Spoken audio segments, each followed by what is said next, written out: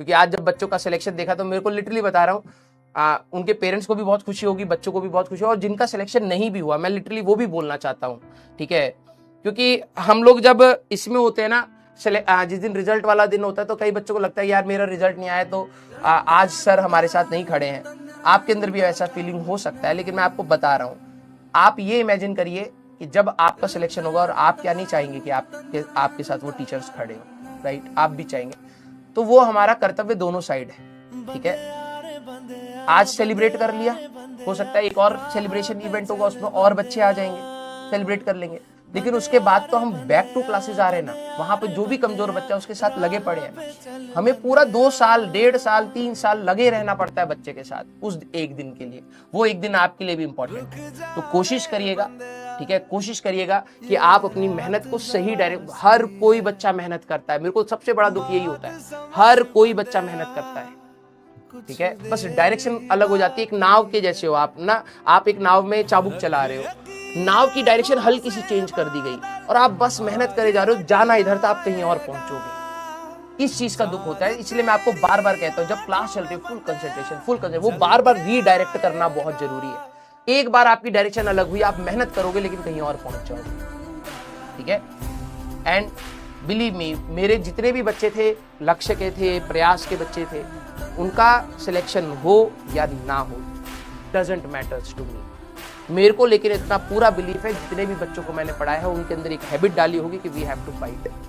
हम लोग जिस फैमिली बैकग्राउंड से, ठीक है, आप कहोगे सर आप तो उस फैमिली बैकग्राउंड में नहीं हो, आप मिडिल क्लास में नहीं हो, एग्री टू दैट पॉइंट, लेकिन मैं जहां से उठ के आया हूँ वो मिडिल क्लास बैकग्राउंड था। कुछ अच्छे दिन भी थे जब हमारा बिजनेस था, अच्छा चलता था, तो मैं फील करता था कि मेरे पास स्पेंडिंग पावर है, और किस दिन ऐसा था कि भाई साहब लिटरली बता रहा हूँ, खाने के बिल आ जाते। My father is also from an IIT, he did well, but ठीक है, फाइनेंशियल मैनेजमेंट नहीं हो पाता है, कई बार खराब हो जाती हैं चीज़ें, बिजनेस में लॉसेज होते हैं, ठीक है, बट आई कैन अंडरस्टैंड, हमारे लिए मेहनत के अलावा कोई और विकल्प नहीं बचता है। मैं लिटरली बताता हूँ, इस चीज़ की कीमत हमारी लाइफ में बहुत ज़्यादा है, बहुत ज़्यादा इस चीज़ की कीमत। ये कलम भाई हम अपनी पूरी, जब मैं 11th 12th को अपना रिकॉल करता हूँ, मेरे को लगता है कि भाई मेरे पास और कुछ, मेरे पापा है, मेरी मदर है, मेरी बहनें हैं, उन्होंने सपोर्ट किया, ठीक है, फाइनेंस एंड ऑल, लेकिन ये जो चीज़ थी जिसने कमाल किया, सभी के पेरेंट्स सब कर रहे हैं ना, ये जो चीज़ है ना जो आपके हाथ में, जिस दिन आपने इसको चलाना रोक दिया, मैं लिटरली बता रहा हूँ, nobody can change your life. ये कलम नॉन लिविंग थिंग है, इसको जितना घिस सकते हो उतना घिस लो। मैं लिटरली बता रहा हूँ, आपका एग्जाम क्रैक हो या ना हो, ये कलम घिसते घिसते आपका ऐसा एटीट्यूड आ जाएगा कि आप गिव अप नहीं करोगे। ये एग्जाम इतना ब्यूटीफुल एग्जाम है, आई फील प्राउड कि मैं IIT JEE के स्टूडेंट्स को पढ़ाता हूँ। आई फील प्राउड, क्यों? क्योंकि ये एग्जाम हमें इतना पेशेंस सिखाता है, और लाइफ विदाउट पेशेंस चलती ही नहीं। ये हमें इतना घिसने के लिए मजबूर करता है, इतने डाउन में भी कहता है यार उठ और कलम चला, उठ और कलम चला, नहीं हुआ फिर चला। ये खूबसूरती है इस एग्जाम की, और ये खूबसूरती इस कलम की। इसको अपना दोस्त बनाइए और दिन रात कलम घिसते चलिए, जितना सीख सकते हो सीख लो। मैं लिटरली बता रहा हूँ कि आप बेटर पोजीशन पर ही आएंगे, रैंक डजंट मैटर। ये एटीट्यूड अगर आपने इस तैयारी में से सीख लिया, सारा खेल इस चीज का है, सारा खेल इस चीज का है, ठीक है। तो प्लीज आप लोग मेहनत करिए।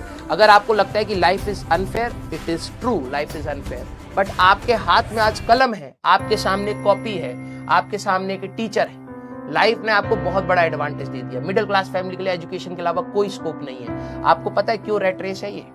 इसलिए क्योंकि हमारा मिडिल क्लास एस्केप आउट कैसे करे भाई, कैसे इन प्रॉब्लम से निकले। कोई और है क्या विकल्प? क्या हमारे पास खेती बाड़ी थी? नहीं, हमारे पास सिर्फ एक विकल्प कि हम इस कलम से घिस ले, कुछ चमत्कार हो जाए तो हो जाए। तो हम हिट एंड ट्रायल में है, ये बात एग्रीड है, लेकिन हिट एंड ट्रायल से कभी कभार तो मौका मिलेगा ना यार, ठीक है। तो आप बस इसको मत रोकना। मेरा तो बस आप लोगों से यही है कि बस इसको मत रोकना, इसको चलाते रहना। डेफिनेटली बता रहा हूँ, इट विल गिव वंडर्स।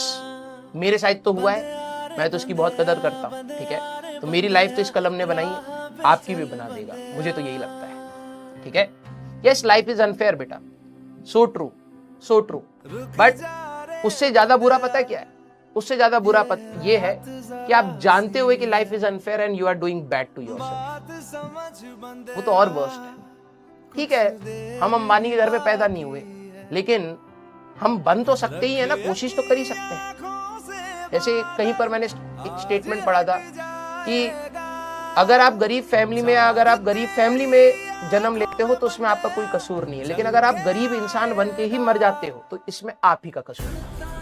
ठीक है, तो ट्राई करना हमारे हाथ में है। जो हमारे नेचुरल कंडीशंस हैं उनको हम चेंज नहीं कर सकते, हो सकता है वो समय के साथ कुछ चेंज हो जाए, बेटर हो जाए, वर्स हो जाए, लेकिन जो इंटरनल आपके अंदर है ना, वो लिटरली बता रहा हूँ वही सब कुछ खेल खेलेगा।